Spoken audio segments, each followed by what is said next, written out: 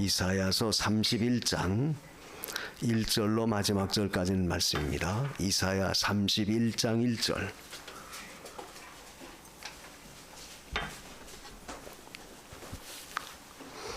도움을 구하려 애굽으로 내려가는 자들은 화 있을진저 그들은 말을 의뢰하며 병거의 많음과 마병의 심히 강함을 의지하고 이스라엘의 거룩하신 자를 앙모치 아니하며 여호와를 구하지 아니하거니와 여호와께서도 지혜로우신즉 재앙을 내리실 것이라.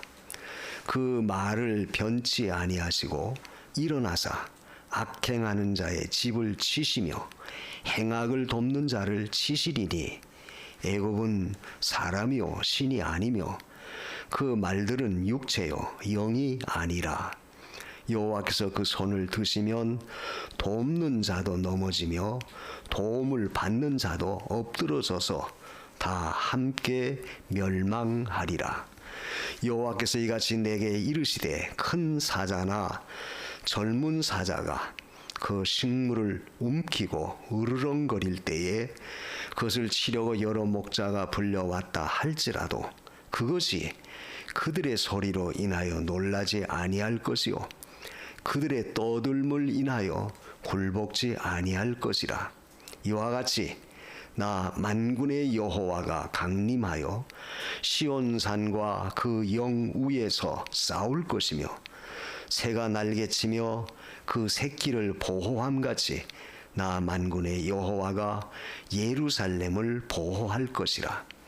그것을 호위하며 건지며 넘어와서 구원하리라 하셨나니 이스라엘 자손들아 너희는 심히 거역하던 자에게로 돌아오라.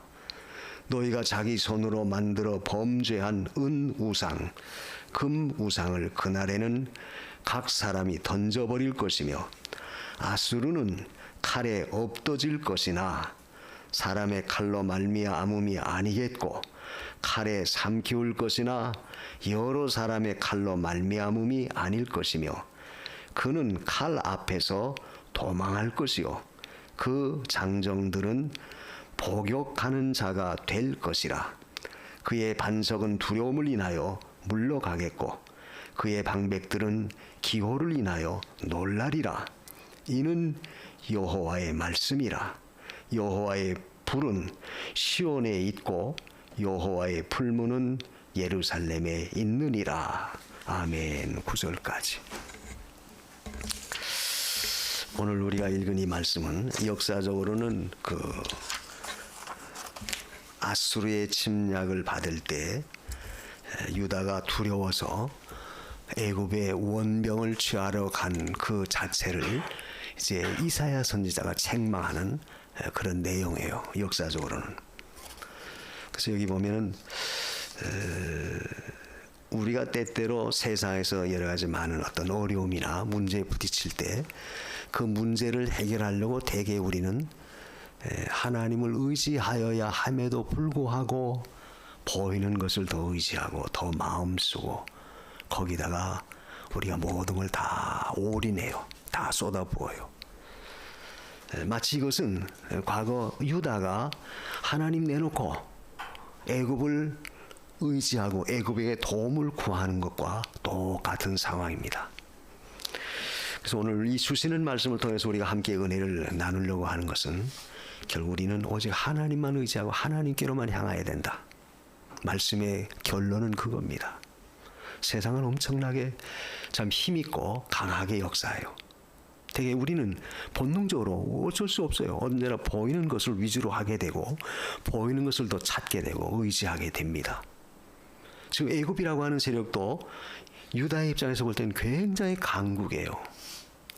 그래서 여기 오늘 본문에도 유다가 왜 애굽을 찾았나 하면은 도움을 구하러 갔냐 하면은 말을 의뢰했다. 그 1절에 그 말이 나오죠. 말을 의뢰하며 병거의 많음과 마병의 심히 강함을 의지했다. 그 당연하죠. 말이 많고 병거가 강하고 마병이 많으면 당연히 그 군대는 어떤 군대요? 아주 강한 군대입니다. 강군이죠. 그러니까 당연히 약한 자가 강한 자의 도움을 받는 것은 그건 인지상정이에요. 그건 당연한 거예요. 이것은 곧 오늘날 우리도 똑같습니다. 보이는 것을 더 위주로 하게 되고 보이는 것이 더 크고 강하면 자연히 거기에 우리가 의지하게 되고 거기에 마음을 빼앗기고 거기에 도움을 구하려고 해요. 그것이 이제 하나님의 입장에서 볼 때는 그게 어리석은 것이라는 거예요. 어리석은 것이다. 왜? 하나님의 구원의 역사는 어떤 창과 칼이 많음으로 인해서 전쟁을 이기고 지게 하는 그 조건이 아니라, 다시 말하면 하나님의 구원하심, 하나님의 승리하심은 하나님의 능력에 의해서 이루어지는 것이지 어떤 창이 있고 칼이 많다고 해서, 즉 군대가 강하고 무기가 좋다고 해서 이기는 것은 절대 아니다.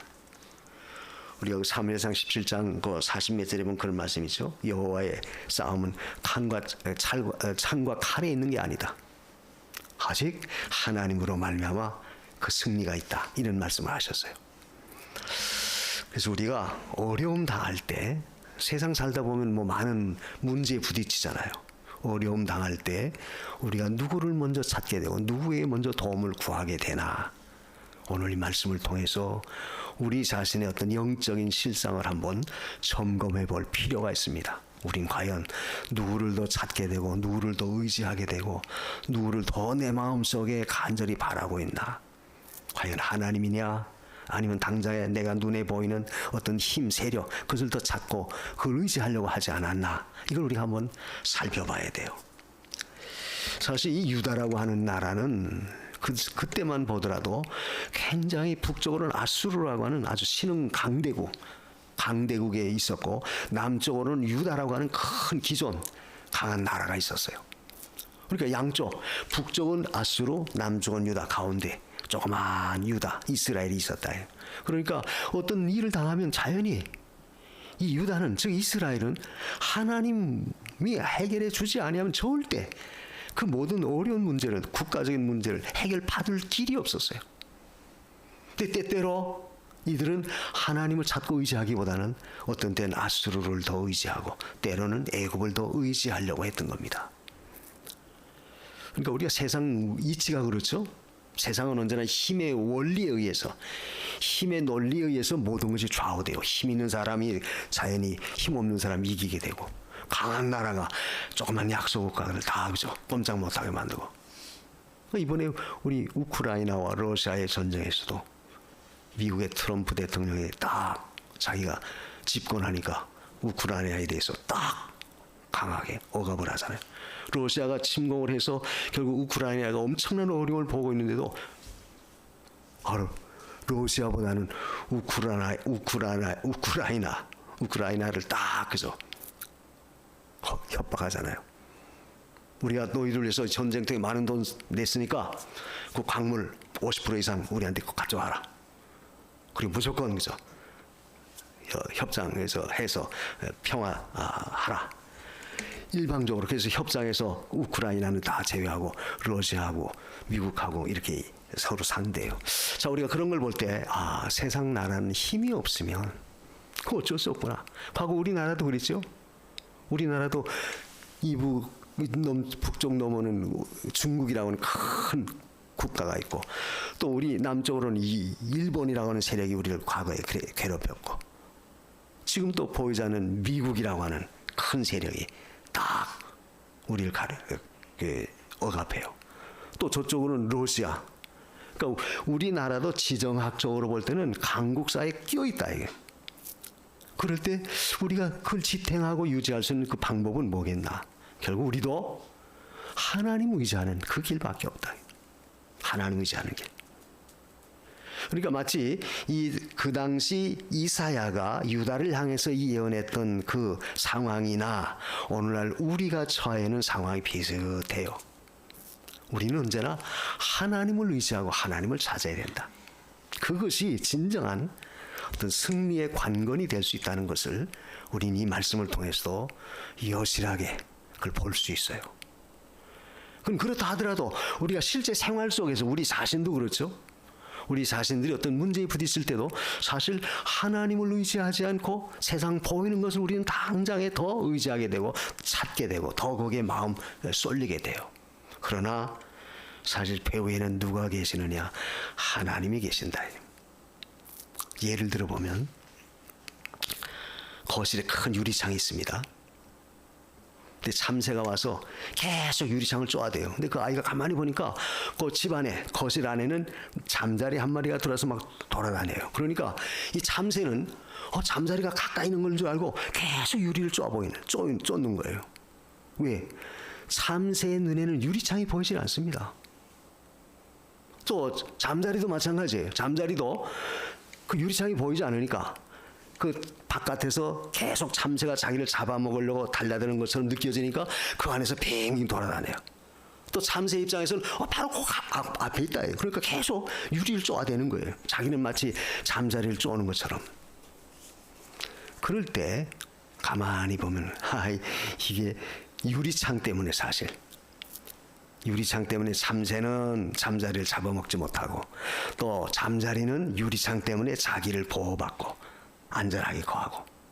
근데 그것이 우리가 어떤 영적인 면에서 생각해 볼 때 보이지 않는 하나님의 능력의 상중에 손길이 우리를 딱 지키고 보호하고 있는데 때때로 우리는 보이는 것을 위주로 해서 그걸 계속 쪼아대요. 참새와 같이. 그러나 하나님의 능력의 손길이 보이지 아니하시는 하나님의 능력의 손길이 사실은 우리를 보호하고 있기 때문에 우리가 안전한 거지. 마치 잠자리가 그 유리막이 딱 가리워져 있기 때문에 자기가 안전했던 것처럼 하나님이 우리를 보호하시고 지켜주기 때문에 우리가 안전한 것이지 우리 스스로의 능력과 힘 가지고 우리가 안전한 것이 못 된다. 그래서 이걸 볼 때 우리는 언제나 어떤 경우에서도 하나님을 찾고 의지하는 것이 중요하다. 그래서 오늘 말씀을 통해서 하나님 우리에게 주시는 교훈은 뭐냐면 애굽으로 내려가지 말라.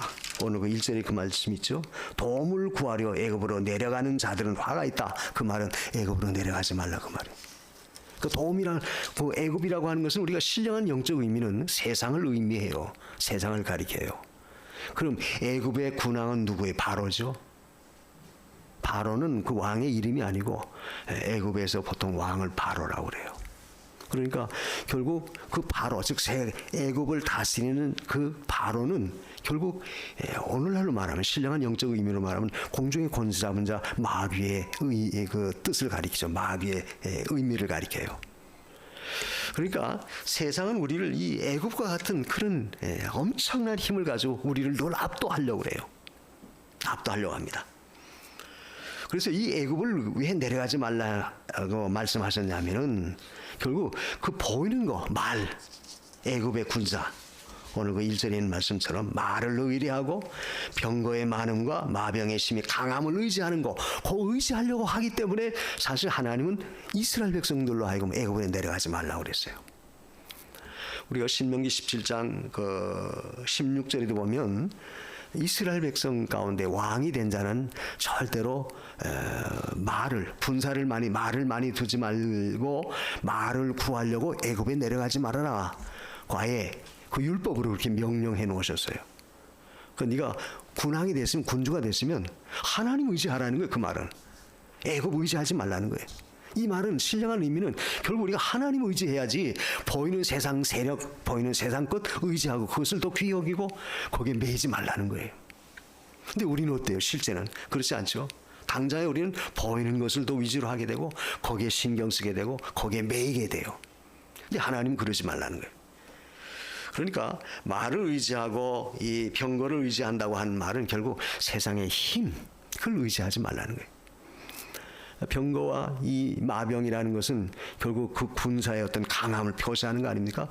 그 당시 이 병거라고 하는 것은 마치 요즘으로 말하면 아예 최신 무기와 같은 어떤 기갑, 그 탱크나 장갑차 같은 그런 것을 의미해요.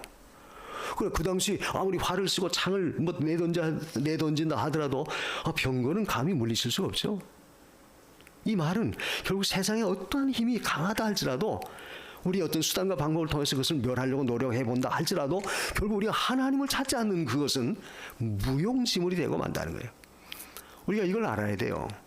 말 자체가, 병거 자체가, 마병 자체가 능력 있고 힘 있는 게 아니라 사실 그것을 하나님이 쓰실 때, 사용하실 때 그 철이나 그 칼이나 무기가 유용한 것이지, 사람이 유용한 것이지, 만약 하나님이 쓰지 않는다면 그건 아무 의미가 없는 겁니다. 의미가 없어요. 무슨 말입니까?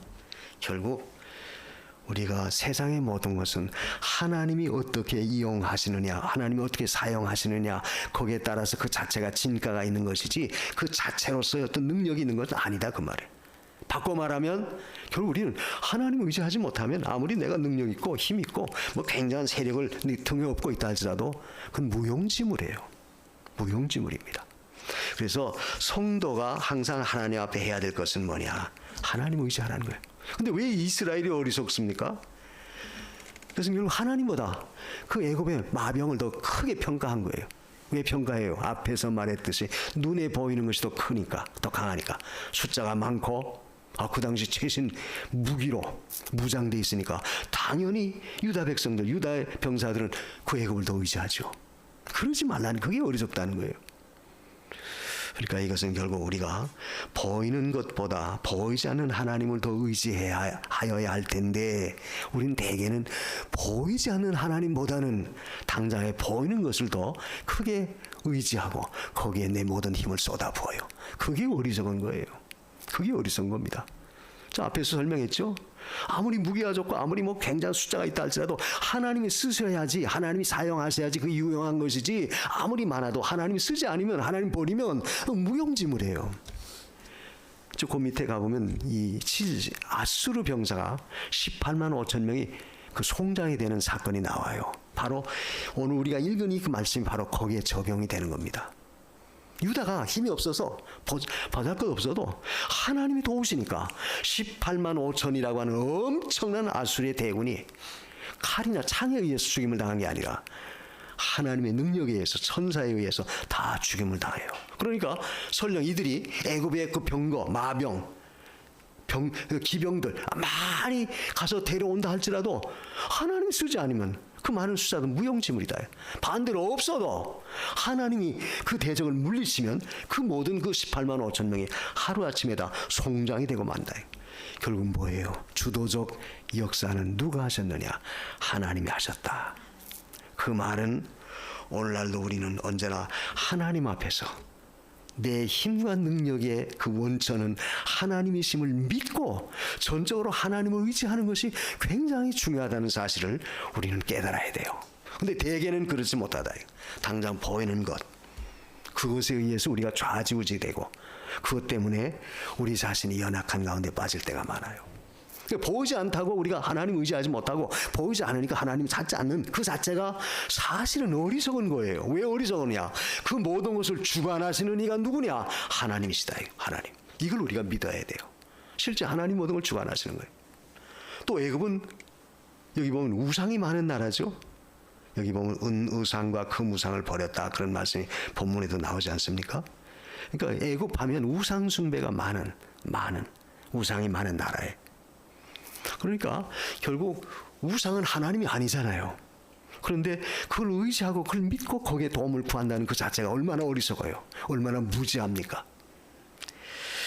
그래서 성도가 하나님 앞에 해야 할 일은 뭐냐? 결국 그 모든 것을 주관하시는 절대자인 하나님을 찾는 것이 굉장히 중요하지.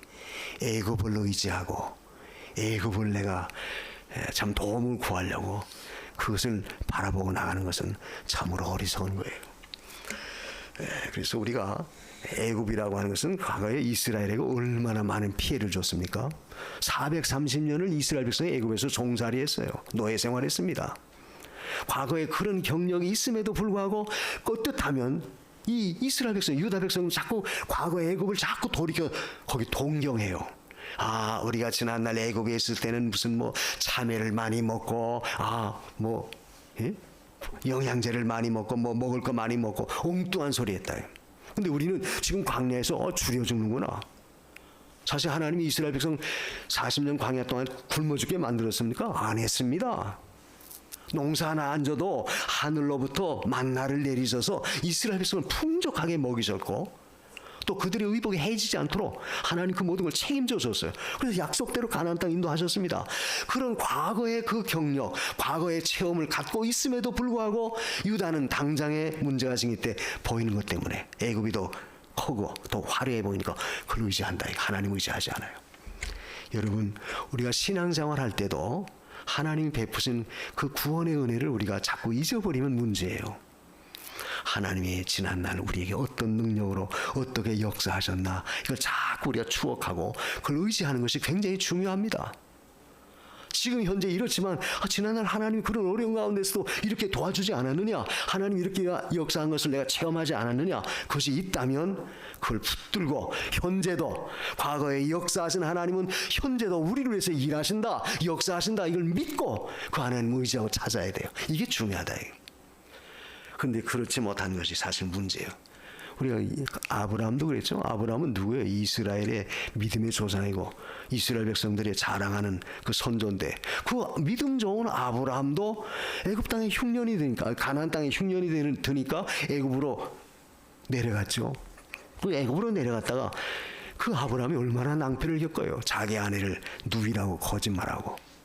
그래서 바로에게 나중에 불려가서 되게 책망을 받죠. 네가 왜 그렇게 했느냐. 결국 그때도 하나님이 그 위기에서 아브라함을 건져주지 아니했더라면 아브라함은 자기 아내 잃어버릴 뻔했어요. 그 말이 되겠어요? 근데 하나님이 그런 가운데서 보호해 줬어요. 뭘 가리켜요? 결국 우리가 하나님의 구원의 역사는 때때로 그 은혜를 잊어버리면 우리도 아무리 위대했던 아브라함이라 할지라도 이렇게 어리석은 행동을 하기 쉬운데, 하물며 우리들도 마찬가지. 우리들도 하나님의 은혜를 잊어버리고 보이는 것에만 위주로 하고 그것을 귀하게 여기고 나가다가는 우리 자신의 신앙도 어리석은 행동하기 쉽다. 이걸 우리가 늘 경계에 삼아야 돼요. 그래서 지난날에 베푸신 하나님의 크신 은혜, 그래서 성도는 보이는 것을 위주로 하지 말고 우린 보이지 않는 것을 위주로 해야 된다. 세상 것보다 늘 말하죠. 우린 보이지 않는 영원한 천국을 늘 목조해야 되고, 또 보이는 이 세상의 현상세계 것보다 보이지 않는 이 모든 걸 주관하시는 하나님을 의지하는 것이 우리가 사는 길이고 우리가 모든 문제를 해결받을 수 있는 좋은 길임을 우리가 알아야 돼요. 그래서 너희는 애굽 의지하지 말라. 결국 그 애굽을 의지하고 애굽으로 도움을 구하려고 간 것은 하나님을 무시하는 행동이라고 여기 이사야가 책망합니다. 그 1절 하반절에 그 말씀했죠. 너희가 이스라엘의 거룩하신 자를 앙모치 아니하며 여호와를 구하지 아니하거니와. 하나님을 앙모하지도 않고 구하지도 않았다는 그 말은 뭐예요? 하나님을 뒷전에 두고 하나님 무시했다는 거예요. 과거에 그런 역사를 했고 지금도 역사하시는 하나님이신데 너희가 왜 하나님을 의지하지 않고 하나님 찾지 않았냐? 결국 그것은 어떤 면에서 하나님을 무시하는 행동이다.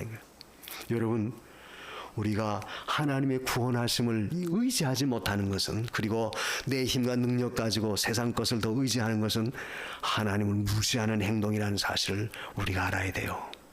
아니, 우리가 어떻게 하나님을 무시해요? 그런 말 할 수 있을지 모르지만 사실 하나님을 찾지 않는 그 자체가 어떤 면에서는 하나님을 무시하는 행동이다. 왜? 하나님 만사를 주관하고 하나님 옆에 계셔서 우리가 함께 하셔서 도우시려고 역사하는데, 도움을 주시려고 하는데 하나님 뒷전에 드는 거예요.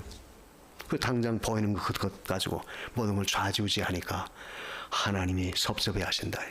그러므로 우리는 언제나 권경 속에서도 어떤 문제 속에서도 가장 주목해야 할 사실은 보이지 않는 하나님이 계시다는 사실을 절대 여러분 잊지 마세요. 그리고 그 하나님은 지금도 우리를 위해서 역사하신다는 사실을 조금 더 잊지 마십시오. 그리고 항상 우리는 세상 것, 애굽을 의지하려고 하는 그런 신앙의 그 어리석음을 우리가 버리고 우리는 하나님 의지해야 돼요. 왜 우리가 애굽을 의지하지 말아야 되느냐? 그것은 거기 나오죠. 구원은 하나님께만 있기 때문에 그렇다는 거예요. 그 3절에 그 말씀 있죠. 애굽은 사람이요 신이 아니다. 그 말들은 육체의 영이 아니라 여호와께서 그 손을 드시면 돕는 자도 넘어지며 도움을 받는 자도 엎드러져서 다 함께 멸망하리라. 왜 우리가 애굽을 의지하지 말고 왜 애굽으로 도움을 구하려고 내려가지 말아야 되느냐? 그 이유는 애굽은 신이 아니다. 하나님이 아니다. 그 말이에요. 하나님이 아니다. 사람이다. 사람이란 말은 뭐예요? 어리석은 자다. 조물주오, 피조물, 상대가 안 되죠. 지음을 받은 이 인간, 이건 도리어 무지한 자예요. 하나님은 지혜로우신 반면에 우리 인간은 무지해요. 하나님은 무한하신 역사를 이루실 수 있는 절대자이신 반면에 우리 인간은 유한한 존재입니다. 능력에 한계가 있어요. 아무리 날고 뛰어봐야 우리 인간은 별거 아니다. 요즘 뭐 과학이 얼마나 발달해요. 지식이 정말 하늘에까지 닿죠. 뭐 3D로 인간의 어떤 인체도 만들어내는 그런 과학의 기술이 발달했고, AI라고 하는 그런 인공지능을 가지고 로봇과 사람을 대신하는 그런 자리까지 왔습니다. 그러나 그건 신이 아니다. 그건 하나님이 아닙니다. 하나님이 아니에요. 그것도 뭐예요? 인간이 만들어 놓은, 인간의 지혜를 통해서 만들어 놓은 인간의 수공물에 불과해요. 무슨 말입니까? 결국 우리가 이 애굽을 의지하지 말고 보이는 이 현상대의 것을 절대시하지 말라는 그 이유는 그들의 능력이 아무리 커도 그건 하나님이 아니기 때문에 그건 어리석은 것이다. 그래서 오늘 본문에도 뭐라고 말합니까? 도움을 구하러 가는 사람이나 도와주는 자나 하나님이 다 그들을 엎드러뜨릴 것이다. 역사적으로는 유다, 도움을 받으러 가는 자는 유다고 도움을 주는 자는 애굽이에요. 둘 다 하나님도 엎드러뜨릴 것이다. 다 망하게 할 것이라는 거예요. 그러니까 이것은 결국 인간의 생사화복을 주관하시는 이는 누구냐? 하나님이시다. 이 세상은 절대 신이 아닙니다.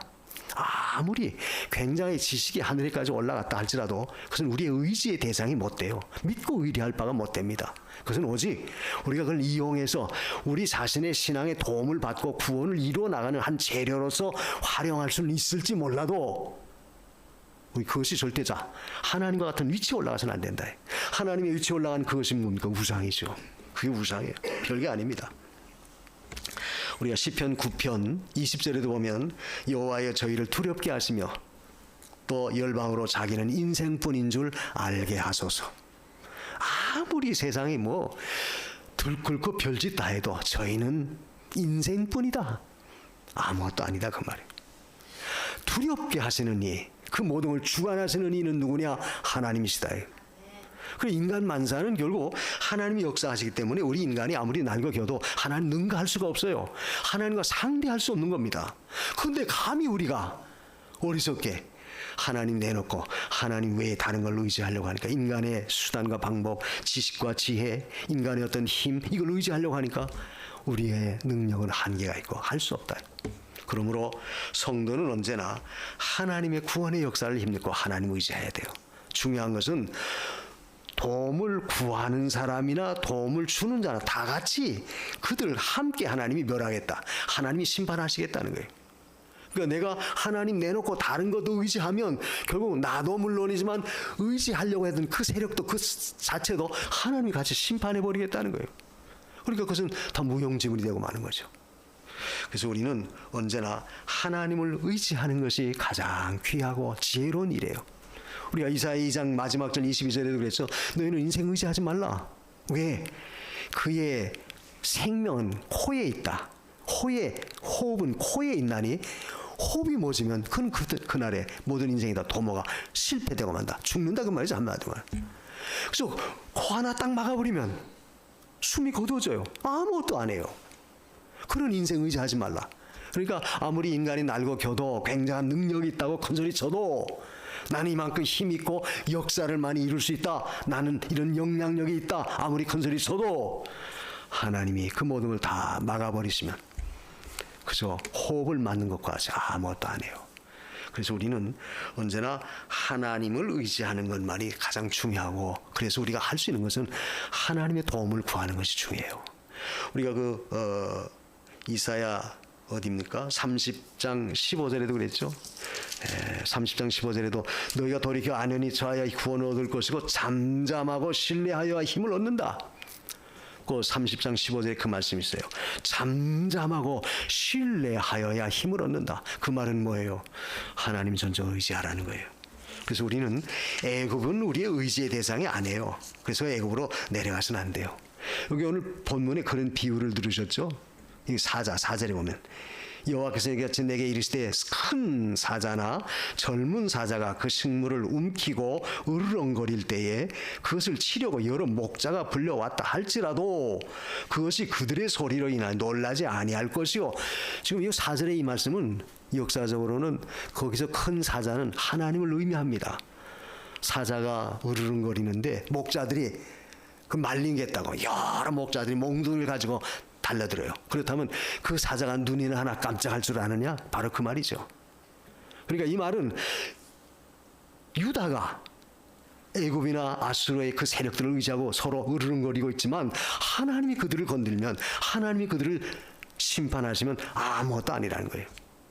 중요한 것은 우리가 하나님의 구원의 은혜가 얼마나 크다는 걸 알아야 돼요. 그래서 여기 그 5절에 뭐라고 말합니까? 우리는 이 5절의 말씀이 참 얼마나 마음속에 깊이 참 와닿는지 몰라요. 새가 날개치며 그 새끼를 보호함같이 나 만군의 여호와가 예루살렘을 보호할 것이라 그것을 호위하며 건지며 넘어와서 구원하리라 하셨나니. 요 말씀, 그 만군의 여호와가 결국 예루살렘을 보호한다. 분명히 그랬죠. 내가 예루살렘을 보호할 것이다. 또 그들을 호위해 준다. 또 건진다.